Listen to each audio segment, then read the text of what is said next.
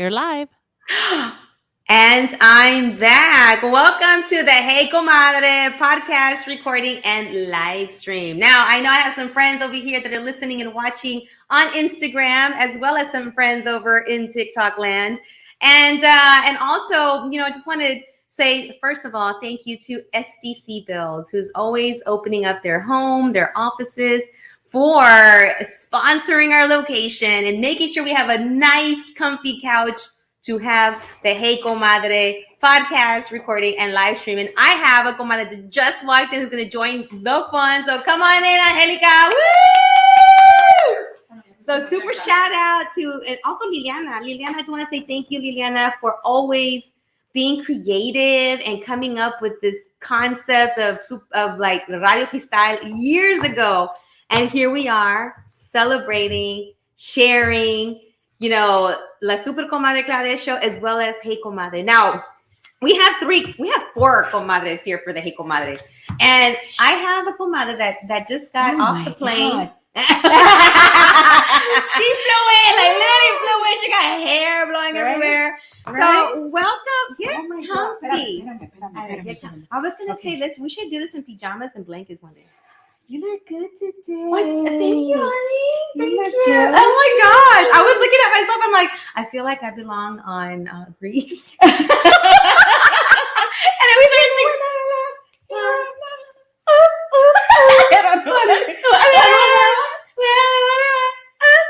We should do karaoke one day. You know what? We should. We should do karaoke one day. We should do karaoke on this. So what's today's topic? So today's topic is a couple of things. Okay. Okay, so as let's recap a little bit. So first of all, I want to say shout out to our other two comadres, Marianne, who's in flight from Monterrey. Oh my goodness! Yeah, that's right. She was supposed to be here yesterday. Yeah, but Okay, all right. Another day. Get yourself together. Yeah. We gotta get you on TikTok over here. Let's get over. Okay. No, you're good. Like over there. There we go. Hey. And Isa Garcia tonight, rodeo is happening here in Houston. It's all about rodeo here in Houston, Texas for like a year. I'm kidding. It feels like it. But I want to say, like, the rodeo happens with so many volunteers. I had no idea what the rodeo Houston entailed until I met Ilsa Garcia, my comadre, my Hey Comadre, as well as, we worked on a couple of boards together, and I remember I'm like, you went to the rodeo again? What are you doing? She was like, I'm on this committee, that committee. And I'm like, okay, well, how much do they pay you? Yeah. No, nothing. They get paid. Not that, but it's like a camaraderie, comadreo, fun, connection. To stay on the committee, they have to dedicate a certain amount of hours. Yes, you have to put some. So you can't just say that you're on the committee. That's true. Not only that, but you have to earn your spot. And there's like elite committees that you have to be invited into. Oh, okay. No, like it's a whole thing. It's a whole thing. It's a whole thing. It's like, but you have to be. So you have to have been committed for a while before they start inviting you into. When you say committed, committed. No, committed. No, committed. You got to for real, but you do. You got to be a little crazy to be part of it. You got to be like really committed. Yeah. So, but Ilsa does an amazing job. Thank you. Yes. So Ilsa does an amazing job. I'm making it look easy. I'm making it look easy. Yes. But it's hard work. They put a lot of time and effort into the things that they do. Yeah. I mean, it's completely run, I think, by volunteers. And the absorbent, is that the way? Absorbent amount? Yeah. Absorbent amount? It's a lot of syllables in that word. Yeah, it is. And I haven't been drinking. Absorbent. Yes. The huge amount of money that's made goes into scholarships. That's made. To send the huercos to school. That's made. I mean, they take a lot of prestige and care to what they do at the rodeo. They do. It's the largest rodeo in North America. Yes, it is. Here in Houston, Texas. And Ilsa tonight was called upon to do some announcements, some recordings. Was? Yes. So she's like, I was on my way, but it. I'm like, no, you gotta go because that's a big deal. It is a big deal to be able to represent and be a part of that, and your voice being used, to announce. I'm like, you go, girl, you go. It's the entire stadium that you announced to. Yes. So it's like it's a couple of thousand people. Just a couple of thousand people that you're on. But not only that, they use that audio to like surplus into like their media. So it's like online social stuff. Everything is so badass. Yeah. So I want to give a shout out to my super comadre Ilsa Garcia, who's out there rodeoing her voice, and also for Marianne Garcia, who is flying in this evening. And but I want to say thank you I'm so glad you're here. I know. I was like, are you still here? I'm still here. Can I Zoom you in? Where are you? No, I'm still here. I'll be here for a couple of weeks. Okay, good. I know that you've been working really hard. Yeah. You want to refresh our listening audience on this podcast of Hey Comadre, like a little bit of Angelica. You're working out of what city? So I work out of Houston, Texas, and then I work out of Bentonville, Arkansas. The home of Walmart. Yeah. If you don't know. Yeah. And Hot Springs. Hot Springs, it's south of Arkansas. And never mind. Walmart. So how is that? I just want to touch base with you before we go into some topics, because some of the topics to me it's a very personal topic. And it has to do with being in a relationship. I can't even say I'm all giggly.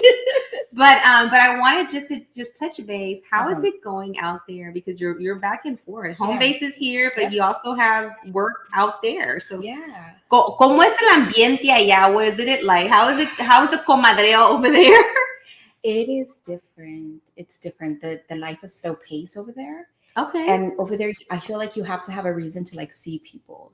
Like, yeah, they're your friends and yeah, you hang out, but you have to have an initial reason. Here we fuck around and we just like, no, we don't need a reason. No, we don't need a reason to see each other. It's like, hey, I'm over here. Yeah. We're going to have lunch. Let's have dinner. Let's have this. But over there, they have to find a reason to like see each other. Really? It's so different. I mean, do people live far from each other or something? You got to get in a buggy and shit. What? No. I mean, it's a lot smaller, so they're a lot closer. Oh. Okay. But I don't know. It's just small town mentality that has grown big. Oh. Here in Houston, we like to say that we call it a small town, big city. Like where it says big city, small town, or something like that. Pero what happened? What did I don't know. Hello? Did you call us, comadre Liliana? No. Okay. I was like, I heard a noise. I was like, I hear a noise. Dun, dun, dun. Okay. No, remember one time we were here we around talking Halloween, and it got we heard some noises and stuff was moving and shit. I don't know. Remember that? Yeah, that was crazy. Okay. No, but okay. So small town mentality. Anyway, but business is going good. I really like what we're doing. I you know me. I've been an entrepreneur for years now, and so we love what we do and we like the clients that we have. But everything's good. Yeah. I miss Houston with my dear heart because it's home. Did you hear giggling? I did, but I think it's over there. I want to say it's over there. Okay, in the room over there. No, that's spooky. Okay. That is spooky. We just heard some giggling. Yeah, we did. Okay. Are you giggling, Liliana? No, that's you. No, I'm very quiet. I think we're already back to the sound. Okay, good. Because I thought we had a freaking little gremlin running around. What do they call What is it that we bring out? Do we bring out something that's out there? I think it's that energy. I think so. Okay. So back to small town mentality that has grown big. Now I have a question. Are there like people that look like us over there? Yeah. Actually, that's the reason. Yeah, no, but here's the reason why. Okay. That's the reason why we're there, because the Latino community is growing a lot there. Okay. And so of course not. Like I would not, because then I'm gonna be like the minority in the majority. Yeah. It feels so foreign to me because in Houston, we're the minority majority. Yeah. I mean, mind you, we're like 49%, 45%. We're the 40. You know what I'm saying? Yeah. So I feel like we are, it's an exuberant amount of people there that are Hispanic. And I'm very excited to be there. But business is good, Claudia. Good. But like I said, I miss my But you miss the vibe here. You miss that here we just like, what are you doing? Let's do this versus an agenda. I miss home. Yeah. I miss like I said earlier, and I know I cuss a lot. I fuck around a lot, and I like to see my friends. I like to just talk about bullshit. Yeah. I like to just comadrear, just like whatever. Aquí andamos having a really good old time. Yeah. Yeah. Over there, no, hombre, what are y'all doing? Oh, I'm gonna go. And I'm like, why are we riding 13 miles on a bike to see each other? I don't want to do this. I'm not down for this. So okay, there's biking involved. So speaking of biking, I know Houston. I've been to LA, New York, Chicago, Florida, major cities. Yeah. Georgia, Atlanta, Georgia. What do you do? What do you do for fun? And I heard a bike. Is there more than a bike? So it's called the natural state for a reason. It is gorgeous out there. Okay, so there's a lot of outdoor activity. Do they have Wi-Fi out there? Actually, internet sucks there. Like the way we're streaming right now, we wouldn't be able to do this. Like, sometimes it's difficult. Yeah. I think we told the internet provider, hey, we need this much, and they're like, what are y'all doing? I'm like, working. What ring do y'all have? What do you think we're doing? I know, right? Yeah, no, like 1 gigabyte. That's it. That's all they give you for like something. Oh my god! I know, it's like terribly bad. I go through like 5. No, it's bad. It's that bad. Like they don't allow you to do much. No. So anyway, pero entonces it's called the natural state for a reason. Okay. Because there's hiking, there's biking. There's mountain biking, there's gravel biking, there's like what the hell? There's different types of biking. Yeah. Mountain biking, gravel biking, road biking, long distance biking. You got it's a thing. Do you need a different bike for each? Yes. How she go? I know. Yes, dual. Yeah, no, they look completely different. Really? It's an adventure. It's an outdoor adventure, like space and place, but it's different for me because I'm not. You're not. I'm not. I'm a city girl. You're a city girl. So maybe we're looking at Houston, and and part of Hey Comadre is to talk about just for if you're listening, welcome to the show. Hey Comadre is about comadres coming together and talking about life, love, professional goals, personal goals, and sometimes that we're doing things a little bit different than what our grandmas, abuelas, our moms did, and we're taking a little bit of a different turn. So, and you're taking a turn by going into a city that is, like we don't really talk about. Like, we're gonna go vacation to Benton, Northwest Arkansas, that place. So, seeing that we're here in Houston and we're like the 4th largest city, right? Yeah. And people are still showing up, and there's a lot of construction here, and there's an expansion of freeways that I'm hearing about. So what if a family, would you recommend or suggest to a family that may want to go somewhere, start somewhere, maybe school-wise, I don't know, community-wise, maybe environment-wise? Yeah. Would you recommend? If you like Walmartville? If you like if you like culture, stay. Oh, okay. Stay here. Or go to another big city. Yeah. Chicago, LA, New York. Like, yes. Stay to the big cities if you want culture. Gravel. But if you want to raise a family, in a world where education is priority, where we're not so much culture is part, but you want to grow professionally, that might be the place for you. Okay. Silence. And what about economy wise? It seems like here, economic wise, I'm sorry. It seems like here in Houston, there's always, you can start something. You can show up here in Houston, start a business overnight, and sell stuff right out of your house, out of your car, with friends, whatever. You can crowdsource. Is that a possibility over there? Yeah, do you have businesses coming in, like big businesses, small? Here's the thing: if first, and this is with any small place, if you know your business is going to do well, you're going to know sooner than later. Okay. Here in Houston, people can start a business and they won't know if it's going well or not for years before they give up. Years before they give up. There, you'll know within the first 2 years. So what in your line of work that you are doing out there, what are you seeing that is, within the Latino population or Latinx, Hispanic, whatever you want to call it?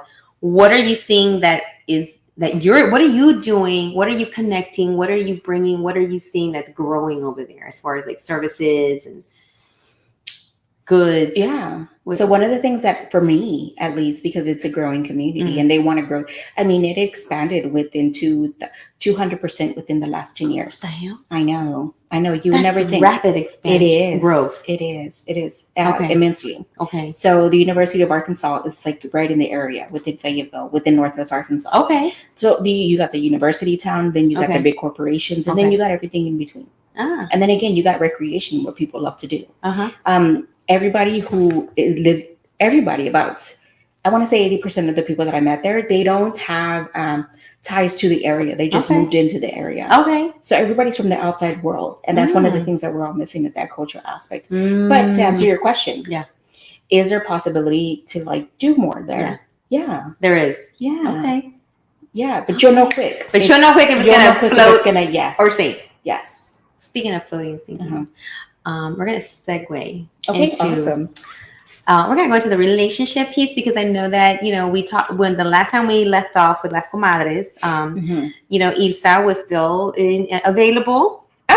And Marianne and I were kind of like, talking So I do want to give an update, because speaking of sinking, I want to ask the audience too. This happened to you too. When since the time I've met someone and I've been seeing them, hola Ramon, how are you? I have gained some pounds, and that's something about thinking. Like, if you throw me in the water, I'm gonna go down. I'm looking like, where? But it's there.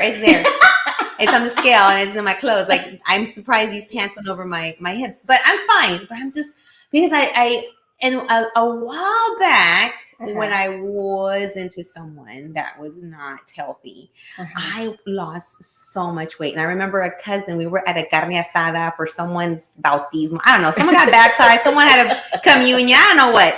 Like chingos of people and lots of food, right? And my cousin comes up to me, oye, prima, estás bien flaca. You must be, estás enamorada. And I was like, No. Well, it was obsesionada. Obsesionada, I guess. Yeah, there you go. Obsesionada. And I was all thought, skinny weenie. I had gone down to a size 2. Never in my life had I ever worn a size 2. And I was like, I wasn't doing. And then hindsight now, the person that I was obsesionada with was not healthy, and the ambulance showed up. They're coming right down the street. Ambulance showed up just like that to wake me up and say, hey, this is not healthy, right? It took me a while, but anyways, fast forward, present day, and the amount of time that I have met this amazing person, I have gained a little bit of weight, and then all of a sudden, I don't know, my phone started hearing me talking about it, because now I get these really cute memes where it's a little monito, like before dating or before a pareja, and it's like someone working out, and you see like some abs, but it's a little pato, it's cute, and it's got like, it's working out with muscles, and then after you meet someone, and it's all pudgy and it's eating, and then I was like, because I was like really like gung ho in like working out, and and I do work out now, but I'm not as so like before, and then this amazing person is an amazing chef. Oh shit. But he is very, very like precise. Like, he pays attention. He buys certain foods. He cooks certain things because he knows that I don't eat meat and I don't eat, noodles, and he just makes stuff but then I overdo. He brings me these big old plates, and I finish the whole thing, and I'm like, what the hell did I just do? I finished the whole thing. And then because he's taller and he needs more than me, and so he gives me the same portions. I'm like, I can't eat like this. Can you just give me like a third of that? And then if I'm so hungry, I'll pick some more, because he was like whammo on the plate. And then he does plating. So not only does he make the stuff, he makes it look nice, and then he makes it look pretty. And I'm like, and then I eat it all, and I'm like, I don't fit in my pants. But anyway, so one of our things that we've decided to do is we spend time like once a week working out. Oh, okay. Yeah, so we go and work out, and he's really supportive. He does the whole like, come on, you can do it. One more set. I'm like, shut up, and we have great communication. Okay. I tell him I don't work well with someone yelling and cheering me on. Just tell me how much time I have left. And but he needs the cheering on, so I'm like, yeah, do it. I'm like, I sound fake, but I'll do it. Yes, go for it. Yeah, you got one more set. Yeah, 10 more minutes. 10 more seconds. You got this. So has it happened? I mean, has it happened to anyone listening? Has it happened to you? Because I am like, I think, and then I saw some research that it does and I wanted to find it to share it, but I couldn't find it. But you're really good at that. Gain weight. There's a research that has said that when you are with someone, it's a healthy gain weight. Gaining a little bit of weight. It's called healthy gain weight. Is it? Yes. Talk to me about that. And I don't want see, here's the thing. I already had high blood pressure and I already was borderline diabetic or pre-diabetic and borderline hypertension, all that mess.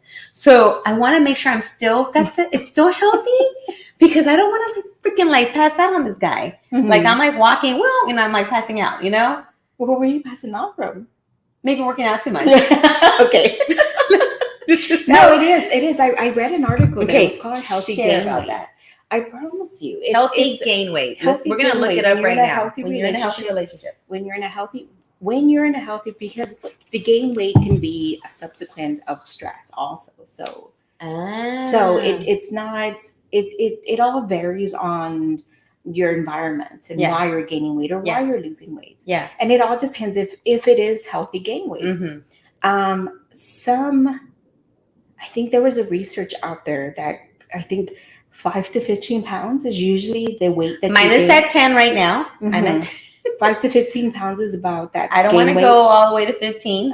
That gain weight that some people like experience at the beginning of, or the few months at the beginning of the relationship. Okay. To see, but you're still in the honeymoon phase. Yes. And I know myself, I am a stress non-eater. So I think that's what was happening before when my cousin noted, estás enamorada porque te perdiste peso. And I'm like, estoy obsesionada. I think, but that was stress because that person was a love bomber and a person that left me wondering. And then he would come back around and get me all excited and blah, blah, blah, and then leave. So that's why I think I had that. I was a stress non-eater.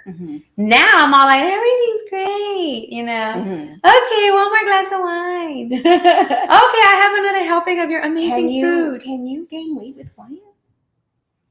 Yes. Isn't it sugar? That's right. Yeah, that's right. Yeah, I think so. Okay. Well, I mean, maybe. Okay, here's the problem. We end up finishing the bottle, so maybe maybe that is the problem.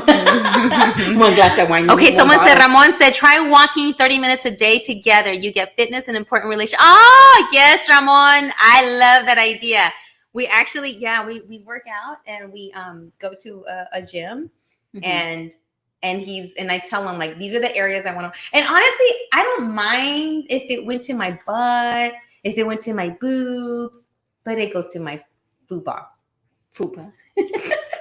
Do you know what the fupa is? Yeah, okay, y'all know what a fupa is? I okay. got my healthy and fupa I haven't had a fupa in forever. And I have a fupa now. And I don't know how to handle the fupa. Okay. Or is it fupa? Fupa? Fupa. How do you say this? F-U-P-A. Fupa. Fupa. Fupa or fupa? Fupa. I'm saying it all French. Fupa. No, it's so a guy, and I have a question to the guys too, or your partner if you are. It don't matter. I don't care. Girl, guy, girl, whatever. Is the fupa sexy? Because I hear that's like the thing too. Like especially after the pandemic, that the fupa was okay. I don't know. The fupa was okay. I have to say this. I don't know. I don't know, but I have to say that I am on board with the dad bod. Oh, yes. I am on board with the dad bod. I have to say that What part of the dad bod are you on board? Are you on? I'm on board. You're on board. I'm on board. The dad bod. It's just there's something about, and somebody explained it really good.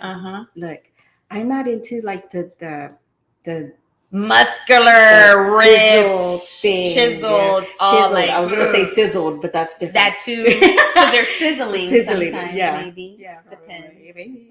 No, but I'm not into like the whole like workout Yeah. of like somebody's body. Yeah. There's something to be said about a guy who's slightly bigger than you in the form of, and then has like upper strength.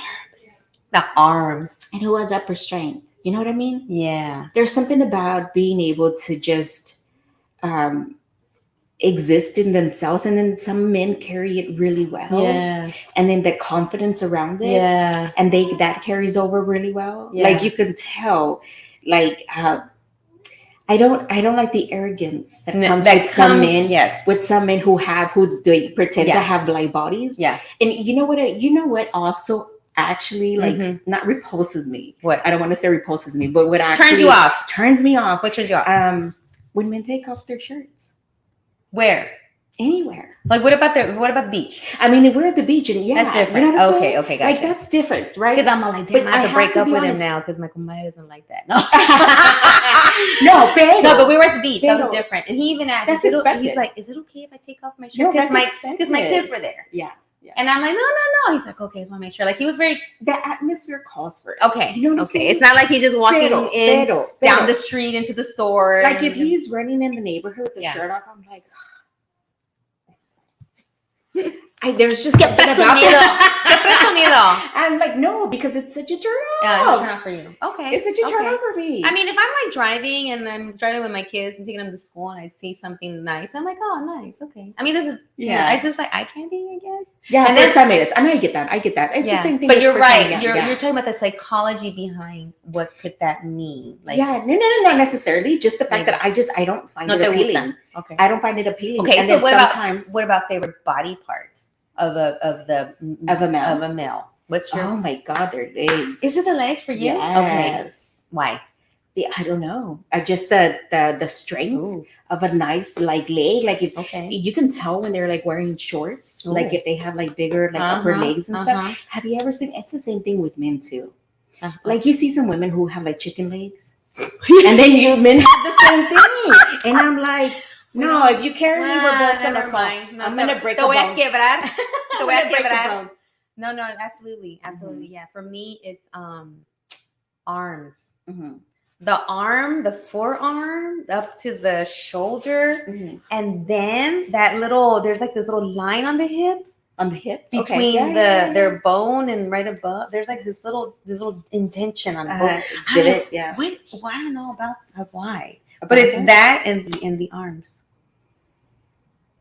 Don't know why. I can see it. I don't know why, but those are my favorite parts. And then that.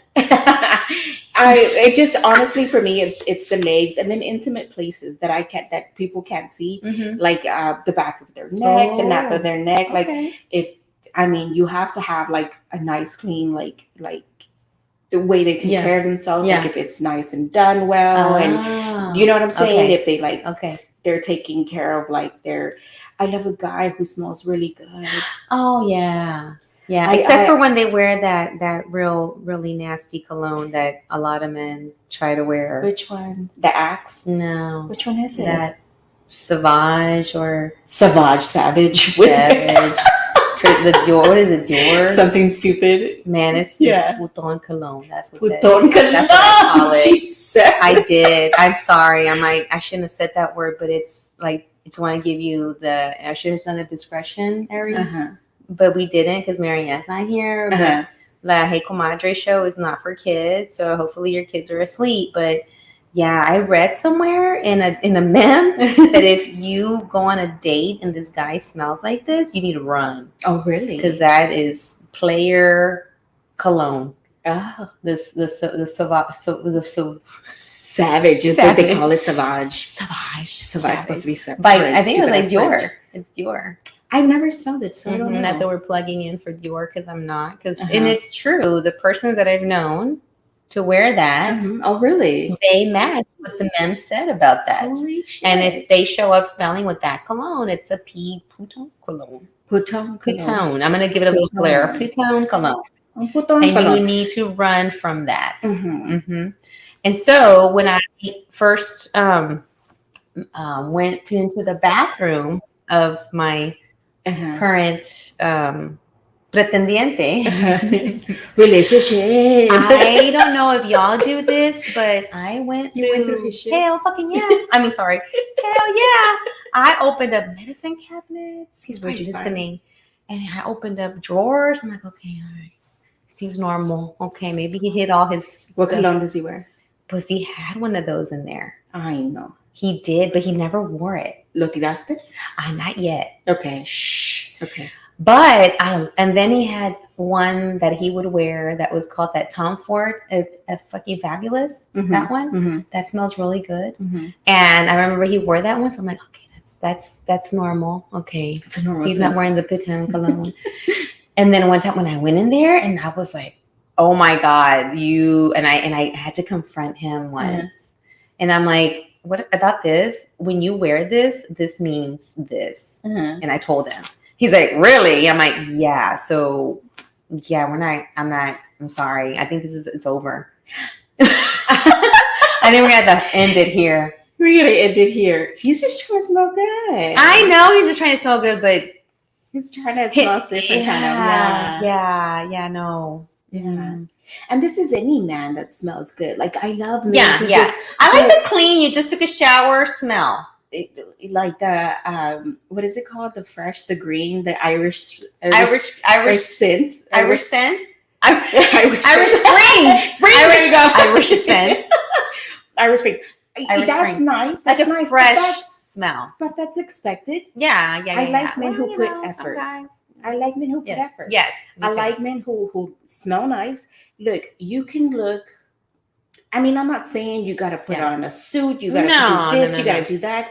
Look, I just want you to smell nice, and I want you to look decent. Because when a guy does that, they take time. That means that I am putting effort. I want to, and not for the woman or anything or their partner. To me, it's when you do it for yourself.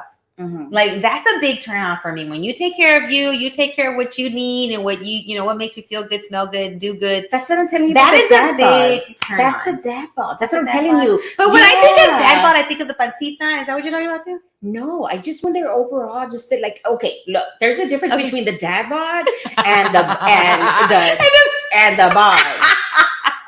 And it's not to like, whatever. It's not to be insincere. It's not to be, ignorant about what I'm saying. It's just there's a difference. There's difference. There's a clear difference. So you're talking about the younger. I'm still not into making sure that she's okay. The guy? No. So I'm talking about the guys who like are taking care, who are working men, and who you could tell they're like they do stuff, and they're obviously like wanting to like be present, and sometimes they'll go and like help their mom like cut their yard. Ooh. They like do things like that, and it just shows on their body. It just shows that they're being active. And I like the pudge around the stomach a little bit. But okay, like I said, there's a clear difference between a little bit. And there's a clear difference between somebody who like, okay, bueno, maybe something happened. Yeah. Okay. Yeah. But then have you ever noticed that and this happens with women too sometimes, and I'm just talking about men because today I don't know why I'm bashing men. We're sharing. But they thoughts. They tend to be some of the more mean ones. Oh. The ones who just, you're like, I think you're going through it, guy. Yeah. Yeah. I think it's, and it shows. And it shows. Yeah.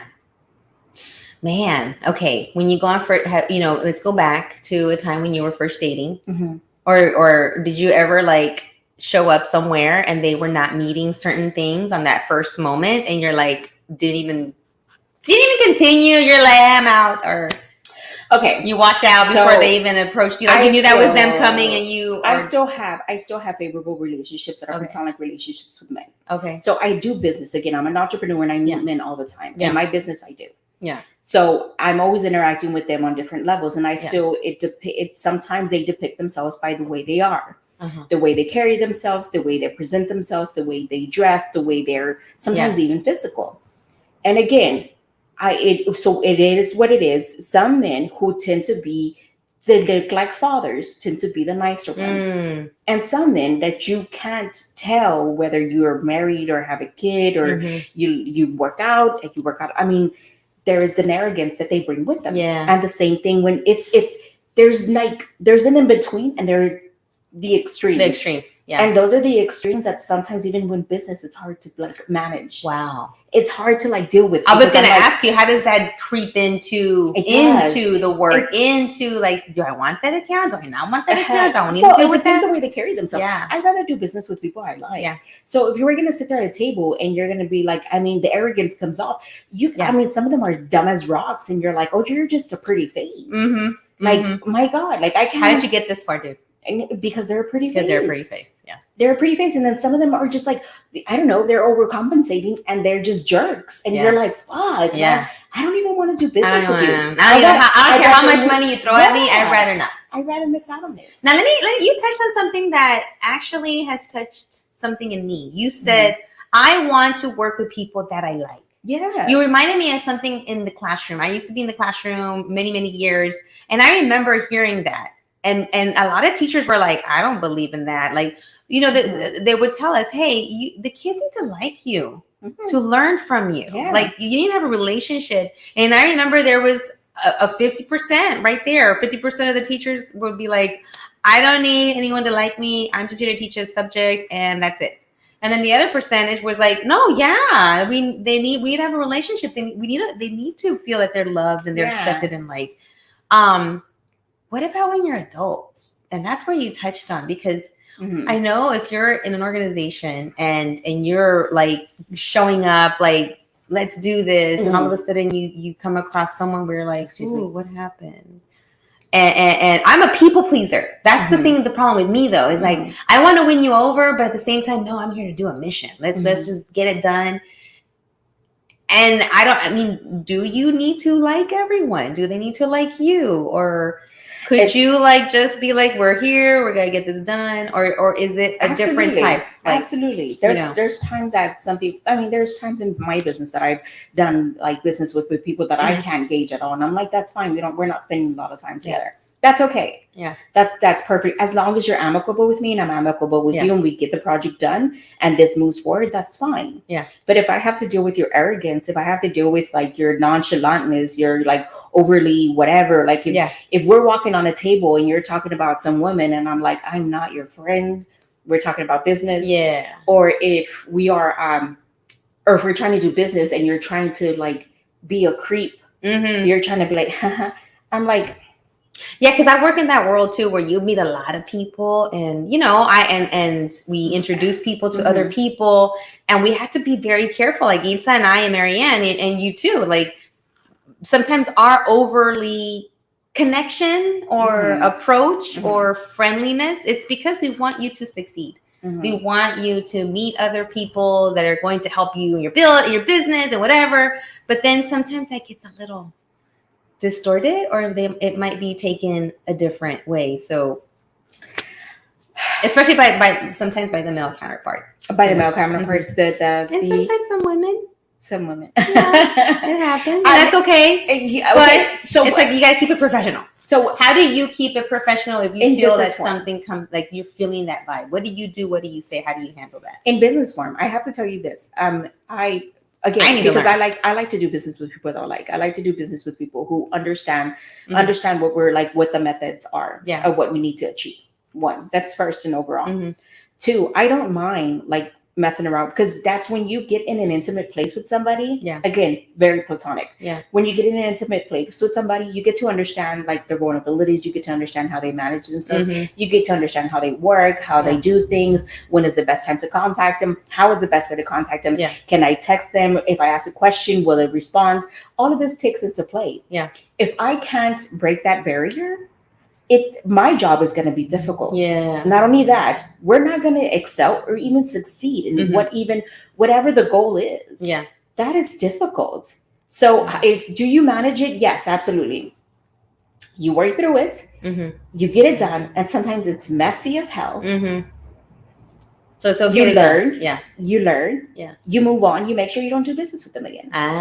So you close the shop, close the deal, y ya se acabó, Yeah. after you move on from there. Okay. Yeah, again, because your reputation's on the line, and my reputation matters to me. True. Because the work that I do matters to me, and how well I do it matters to me. And it might not work for them, but it works for me. But for you, word of mouth, or how you did with that person, and how you ended it and how you moved through it is going to help you with. It is. Yeah. It is. The last thing I want to do is talk bad about people or have people talk bad about me. Yeah.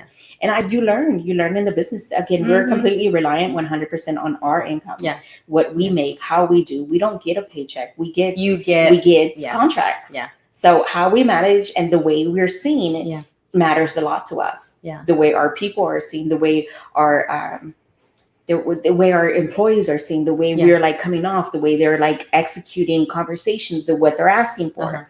All of that matters. So how do I manage it? I have to be really honest, Claudia, that it depends on the person, the perspective, and what's happening. Can I cut my losses rather than later? Can I remove myself? Yeah. Do I need to remove myself? Yeah. Do I need to give perspective on somebody? Do I need to like give somebody a heads up? Yeah. Do I need to tell somebody what's going on? The thing is, oh my gosh, their money is also at play. That's true. And the last thing I want to do is have them. But I cannot. If somebody comes and asks, hey, because word of mouth. Yeah. People always ask, so how was it with them? So how was business with them? And they will say. Sometimes they will, and I've learned to refrain from being like, I would just be like, you know what? We had one project with them. Yeah.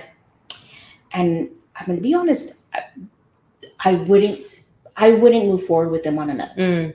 Okay. And you just leave it at that? I leave it at that. Okay. I leave it at that. Okay. It is what it is. Yeah. And they'll be like, okay, well, thank you. And that's it. And people have told me things too in the past for like other people. They'll be like, hey, watch out with so-and-so. Hey, so-and-so and so-and-so.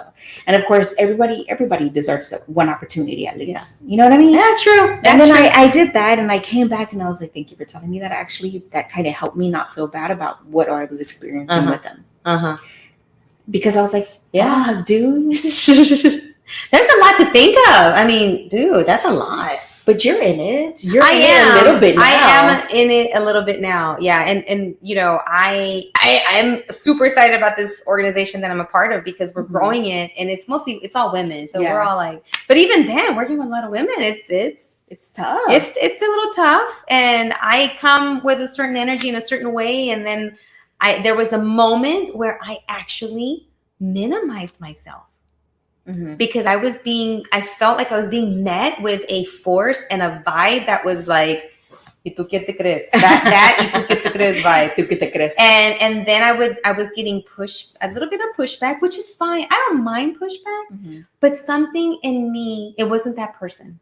It was something else. It was my past that crept in, and what that coworker was doing reminded me of a past. And then I realized, okay, it's not her. It's this experience that was triggered because the behavior was very similar to the behavior from the past. And then I really had to sit in that shit. And I was like, okay, wait. That's scary. And, but I minimized myself. I was sinking in my seat in the meetings. I was kind of like leaning back. I was no longer like, yeah, what about this? What about this? What about this? Because when I would do that, I was met with just one particular person. I was met with like a little bit of like eye rolls, heavy sighs.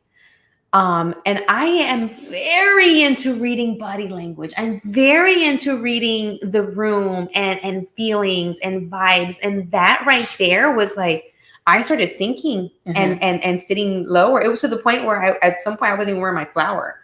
And I remember it even in the meetings being asked like, hey, so Claudia, what do you think? I'm like, I couldn't even get my words out because I was too busy thinking of what the response was going to be. And then finally I had to sit in that shit and say, okay, you know what, Claudia, this is reminding you of a past experience. You've been triggered. It's not her. It's not them. It's you. It's me. And I really had to sit in there and I'm like, okay. I had to cry it out. I had to, kind of get myself together and say, Claudia, what is the mission here? And then we tried to make amends, too. We started meeting one-on-one, and I was like, okay, how can I support this? What would a leader do? How can I address those feelings as to why this person has gotten to that point with me? Mm-hmm. And I was trying to rectify it. I just tried. And then finally I was brought to the side and said, what's wrong with you? You're not the same person we hired. I'm like, oh, I didn't know what to say, right? Because I'm not going to be talking about nobody. I'm not talking about anyone. No. I just talked about, this is what I'm feeling. This is what I'm working through. Uh-huh. And they're like, okay, well, we noticed it. Uh-huh. And not only did we notice it, but people on the outside that we've contracted that saw you months ago, and now they're seeing you again. You're not the same person. And so I had to sit with that and work it out. And then I came back. And I came back again with like, let's do this. Yeah, let's try this again. And realize that I'm going to come across people like the person from the past. Mm-hmm. And I have to be okay with that. And I have to not let them dim my light or make them or let myself be dimmed. Mm-hmm. And I have been absent from being out there and doing my comadrazgo and being out there with Ilsa and Marianne and HPO and everything. And not because of that, but because, and that's another thing that's happening. I need to also spend more time with my girls. Mm-hmm. I've been supporting my former spouse and helping him through, the cancer, and he's finished radiation, he's finished chemo. And now we're moving into like getting ready for reconstruction and all that, and surgery to remove what's left of the tumor. So please pray, send prayers and all that he's okay, because he needs to be okay for the girls. And I need to make sure he's okay for the girls and our girls. And so I've been kind of taking a little bit of a back seat and spending more time with the girls and just doing more with them. And that's been rough because I need my older comadres. I need you guys too. Like, I miss Isa. I miss you. I miss Marianne. I miss my grown girlfriend, but then my girls are entering a phase, like another new phase of being in high school and liking, and one of them has a little boyfriend, and I'm like, oh my God, and how do I handle this? And then, what about the sex talk? I'm like spelling it out, like I'm a teacher right now, and how do I do that? And, because I started thinking, like, when did my parents have a conversation with me about relationships and little boys? Never. My parents are like, no te metes la pata, no salir con tu domingo 7. El domingo 7. Yeah. My dad's only words were, don't be jumping from bed to bed. I'm like, what? That was his sex talk. Don't be jumping from bed to bed. I'm like, oh, okay. But I remember back then, I'm like, the difference between me now and my girls then is that back then I was so in love with every little boy, right? All the little boys. Nobody paid attention to me, right? Mm-hmm. So that worked out. Nadie me peló, so nobody had to talk to me about like the little boy crush that's calling me and wanting to, meet with me or be my little boyfriend. Nobody nadie me peló, right? So I didn't have that. So now I have 2 amazing daughters that are fucking badass, and of course they attract. Yeah. And now I'm like, shit, one of them has a little boyfriend. And he's just cute as a button. Like, I could put him in my pocket. He's so little, so cute. Like my little one, she's so cute too. But I don't care how genius you are, or how smart you are, or how GT or whatever. You're still a human being with hormones. Yes. When you strip it all away, yes. When you strip away like all that, you're still a little human being that's a teen with hormones. And so now that's where I'm at. I'm at front row right now and on that stage of the life. The last time, I have to say, since Diciembre, it has been different for you. Yeah. These last 3 months have been different for you. Yeah, it has. And I remember you and I, we met up at the rodeo last week. Yeah. And I was like, damn, I haven't been around a lot of people in a long time. And it took me a while to get acclimated to like, I'm like, oh my God, it's so loud. Oh my God, everybody's here. Oh my God, COVID. Oh my God. But it's because I have taken a little bit of a backseat to be there for the girls, because we're just making sure that their dad is okay. And I've been absorbing a lot of that. And I think I need therapy now. I have to be honest. I really So do enjoy. Tell me I what enjoy you see. I enjoy the variety that you have on here. Mhm. But because you're going through a lot, you'll be surprised, Clara, that there's a lot of women who are going through similar situations to you. Not just in the dating aspect, not just, on Just that side of things.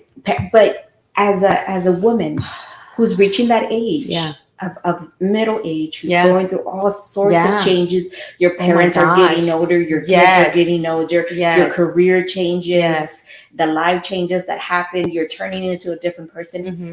Those conversations matter. Yeah. The Ilsa has been going through some stuff too. That her mother, her dad first, her mom, and then she had a big old scare. She has, and then you have the same thing with Marianne. Yeah, like Marianne. Like we've been keeping up with Marianne and her recovery from the removal of the tumor. Thank God it was all taken out and she's recovered. Or we were at the New Kids on the Block rodeo at the rodeo next week. We were fully recovered. We were fully recovered. These conversations, these conversations really do matter to people, to be able to have these things. ¿Qué dice?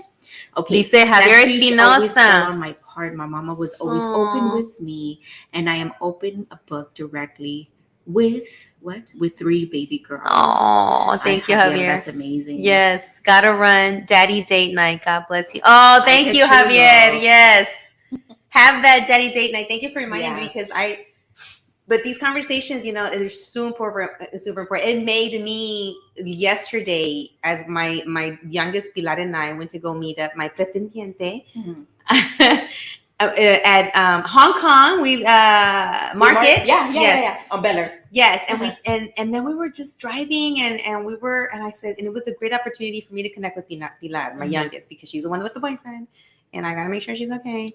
But I say, Pilar, I can only imagine what you and your sister are feeling right now as you're watching and being there for your dad. Yeah. And because he's moved in with me, and I just relayed the story with her. I go, look, I remember when I was in the 7th grade, and my mom, my mom's a breast cancer survivor for so many years. She's like born in 49. You do the math. But she got breast cancer when I was 5, and my brother was 2. And you don't know what's really going on when you're 5. But then my mom had another breast cancer scare when I was in the 7th grade. That I knew about because I would hear through the walls, like my mom upset and crying and scared and everything. And then finally, I didn't say anything because nobody really talked about shit. Yeah. And then my mom came and tucked me in and she saw that I was a little upset and she asked me what was wrong. And I told her, I go, I heard and this and that. Don't worry about it. We're going to get it checked out. And she started explaining about a biopsy and this and that. And and we knew that she had cancer before and that she survived it and that they're going to do everything they can. And I was just remembering that and just thinking about Pilar and Citlali and what they might be going through. And all I said was like, I do not even know. I cannot even imagine what that feels like, but this is what I went through. And I want you to be reassured that we're doing everything to make sure your dad is okay. And please share with me, anything. You can cry, you can be mad, you can hit the wall if you need to, you can, whatever you need, it's okay to feel what you're feeling. Because I remember that fear of losing my mom. And I can only imagine that fear that they might feel with them. That's going on with them. To be at such an evolution of a stage for them as preteens and teenagers. I think they're teenagers at this point. Yeah. As teenagers to be able to go through that at such a vulnerable state in their life where they need mom and dad. And that fear for them is grand. Yes, it is. It's, but it's hard. It's hard because they're beautiful young girls who were raised very well. Yeah. In a 2-person household, of course, whatever happens, but they still kept they still had an amazing relationship. Yeah. For them to like experience, you know what I'm saying? To go through that and be like, okay, we're all fine. Yeah. And then to experience this now, they're like, fuck. I know. But I have to tell you, you handle it with a lot of grace, Claudia. And I know you don't think you do, but you do. You handle it with a lot of grace, and your girls are amazing. They're going to do well. Yeah. The good thing, and I told you this before, kids are resilient. Yes. Yes, they are. And they bounce back. Yeah. Pero I mean, again, I love the Hey Comadre talk about the men. Oh, of course. But this is needed too. These other conversations. This it's where I'm at, and I love the men out there. And honestly, y'all get it together and we'll date y'all. That's all I gotta say. Get close over here. Get closer to me. I get it together and we'll date closer. Get y'all and women will date y'all. Y'all just get it together. Women will date y'all. But when you listen to these conversations that affect women and day out, because they end up being mom and dad for a lot of children when dad is not there, they're more susceptible to judgment when the kids aren't doing well. Right? We get all of this stuff, but when I've done all my I have my own podcast, right? Yeah. When I did my research for my podcast, this is where the conversations are. Yeah. These are educated women who are going through experiences that their parents never went through. No. Yeah. You're the first one. Not only that, but you're teaching young girls. Yeah. Young girls. Yeah. Not only that, but you're teaching the 20 and 30-year-olds who are coming right behind us. Yeah, exactly. How does she deal with it? How does she go through it? What about this? What about that? I don't want this job anymore. I want another job. I don't know what to do anymore. Should I leave my husband? Is it okay to be a single parent? Is it all these kind of conversations? And like I told you, Claudia, for me, I love the conversations. I love those conversations. Yeah, me too. And I'm all here for it. And that's what we need to do more of is to be more vulnerable about these pieces of my life this is even helping me. Just sitting here and talking about this out loud. And I'm trying to go back to therapy, but this is kind of like my therapy because me desahogo and I'm able to get it out. And even last night when I was sharing that with Pilar, and then Pilar said, "Well, Mom, what kind of cancer did you have?" Because they know that I had a hysterectomy, but I'm like, wait, what? Well, yeah, didn't you have breast cancer? Or was it cervical cancer or was it ovarian cancer? And I'm like, oh my God, I need to share with you your history. Yeah. Like directly, especially now what you're going through. So in our car ride on our way to the Hong Kong market, I gave him a little bit of the story beyond my mom. And because my grandmother had breast cancer. My mom had breast cancer. My mom has a breast cancer gene. She got tested after I tested and and it showed up on me.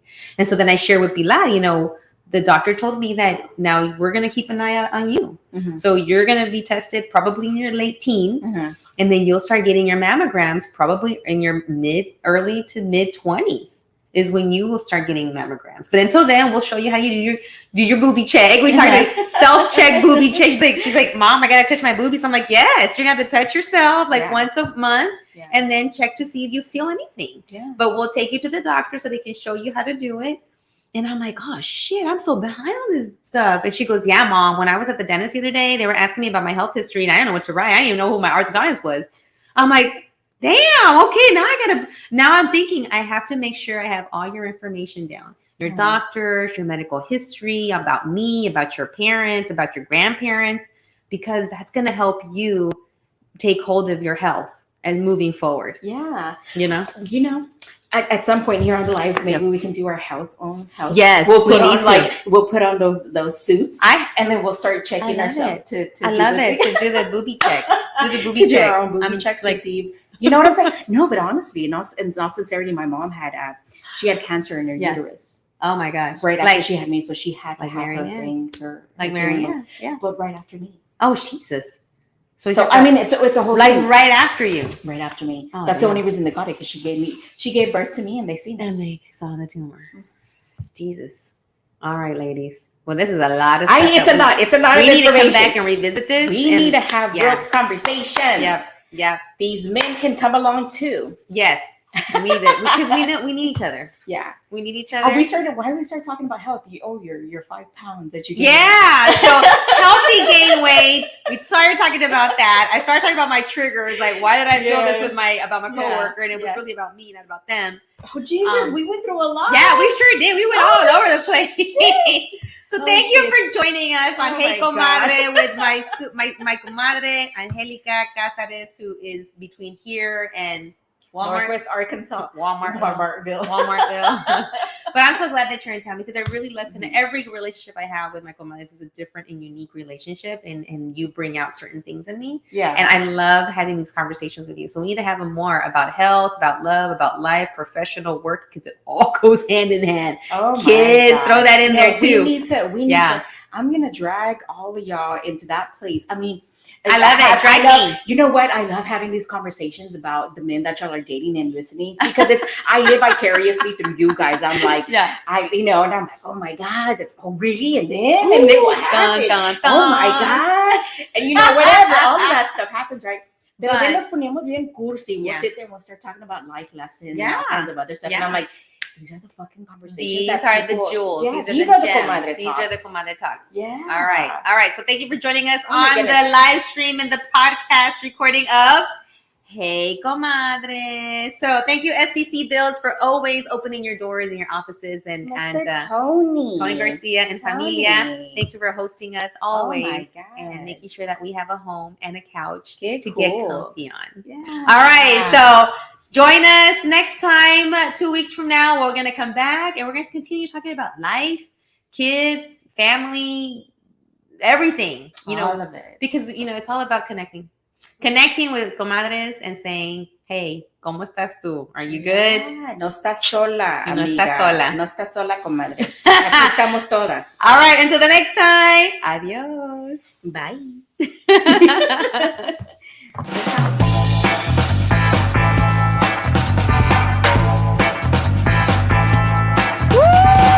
¿Cómo están todos?